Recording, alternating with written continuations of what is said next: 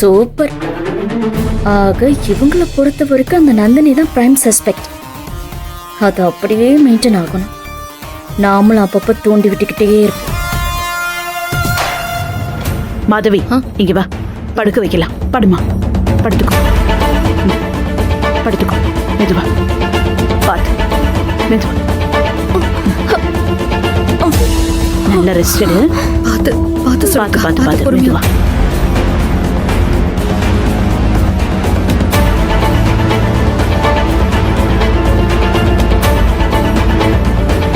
தூங்கட்டும்.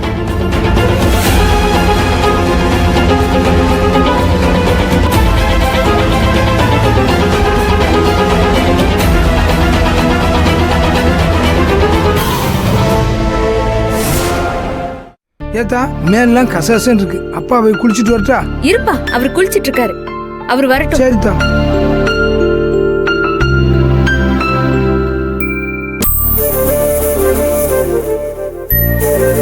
சுத்தம் பண்ணவுன வீடு அம்சமா இருக்கு.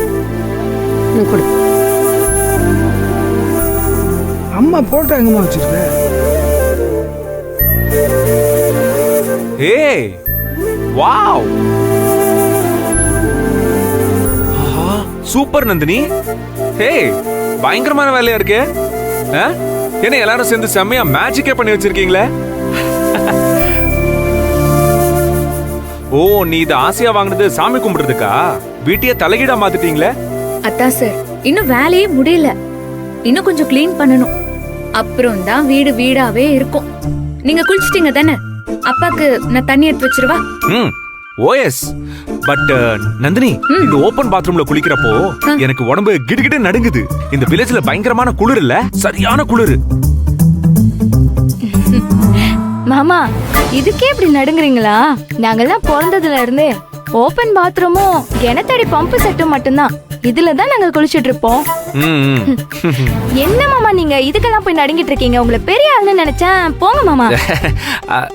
அது மாமா, முதல்ல 2 சொம்பு தான் குளிரும், அதுக்கப்புறம் ஊத்திக்க ஆரம்பிச்சா சூப்பரா இருக்கும். ஆமா நந்தினி, நீங்களாம் எப்படி இங்க டெய்லி குளிக்கிறீங்கன்னு தெரியலையே. கவலையப்படாதீங்க அத்தா சார். வீட்டு கொல்லையில ஒரு பாத்ரூம் மாதிரி கட்டியிருக்கு. அது நாளைக்கு நான் சரி பண்ணி கொடுத்துறேன். காத்தடிக்காம இருக்கும். காத்தடிச்சாதானே ரொம்ப குளிரும். இல்ல அது பரவாயில்ல. உங்களுக்கு ஏன் இந்த செலவம் எல்லாம் சின்னையா? எங்களோட சேர்ந்து நீங்க வேற ஏன் இந்த ஓட்டு வீட்டுல இருந்து கஷ்டப்பட்டு? அத்தா சார், அப்பா சொல்றதும் சரிதான். நீங்க வீம்பு பார்க்க வேண்டாம். நீங்க ஒண்ணு பண்ணுங்க. நீங்க சிட்டி வீட்டுக்கு போக வேண்டாம். சொன்னா கேளுங்க. நம்ம கெஸ்ட் ஹவுஸ்ல வேணா போய் தங்கிக்கிறீங்களா? ஐயோ, சொன்னா நீ கேட்க மாட்டியா நந்தினி? ஏய், கெஸ்ட் ஹவுஸ்ல நான் போய் தங்கறதும் சென்னை வீட்ல நான் போய் தங்கறதும் ஒரே மாதிரி தானே இருக்கும். திரும்ப அங்க போய் மானம் கெட்டு போய் அவங்க கிட்ட சரண்டர் ஆக சொல்றியா என்ன நீ? பெத்தவங்க தானே அத்தா சார். நம்ம சரண்டர் ஆனா என்ன தப்பு? அப்படியா? அப்படின்னா பெத்தவங்கிற நினைப்பு அவங்களுக்கு இருக்கணும்ல. என்கிட்டயே ஈகோ பாக்குறாங்க. அப்ப நான் என்ன பண்ணணும்? ஈகோ பார்த்து தானே ஆகணும். நம்ம போங்க. நீங்க செய்யறது எனக்கு கொஞ்சம் கூட புரியல. Nandini, cool down. சொன்னா புரிஞ்சுக்கோ. நமக்கு என்ன இடமா முக்கியம்? நானும் நீயும் ஒன்னா தங்க போறோம். அதான முக்கியம். அதான முக்கியம். சொல்லு, நீயே சொல்லு. அதான முக்கியம். பாட்டி, அதான முக்கியம். சி அக்கா, மாமா இவ்வளவு ரொமான்டிக்கா இருக்காரு. நீ ஏன் இவ்வளவு முக்கியமா இருக்க? இப்படி வாய் மூடல. அப்படிதான் உடனே எங்களை மிரட்ட ஆரம்பிச்சிருவியே. நந்தினி நந்தினி நந்தினி நந்தினி, இங்க பாரு. Cool down. இத பாரு, நான் ஒன்னும் உங்களை காரணம் இல்லாம இங்க கூட்டு வரல. அதுக்கும் ஸ்ட்ராங்கான காரணம் இருக்கு நந்தினி. நேரம் வரப்போ அப்புறம் சொல்றேன்னு சொன்னீங்களே, அதான்.